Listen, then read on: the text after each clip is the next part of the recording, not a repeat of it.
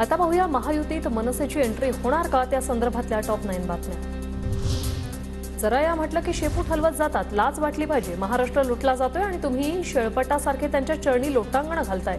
उद्धव ठाकरेंची राज ठाकरेंवर टीका। मुख्यमंत्री पदासाठी कोणी शेपूट घातलं? मुख्यमंत्री शिंदेंचा उद्धव ठाकरेंवर हल्लाबोल।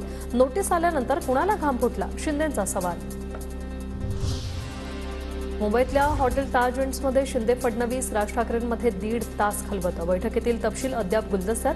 मात्र महायुतीत मनसेच्या सहभागावर लवकरच शिक्कामोर्तब होण्याची शक्यता। शिंदे आणि फडणवीसांसोबत झालेल्या बैठकीत मनसेचा 3 जागांचा प्रस्ताव दक्षिण मुंबई, शिर्डी आणि नाशिकच्या जागेसाठी मनसे आग्रही। दक्षिण मुंबईतून अमित ठाकरे तर शिर्डीतून बाळा नांदगावकरांच्या नावाची चर्चा। भेटी होतच असतात। राज ठाकरेंसोबतच्या भेटीवर देवेंद्र फडणवीसांची प्रतिक्रिया, तर महायुतीच्या उमेदवारांची यादी लवकरच येणार, फडणवीसांचं वक्तव्य।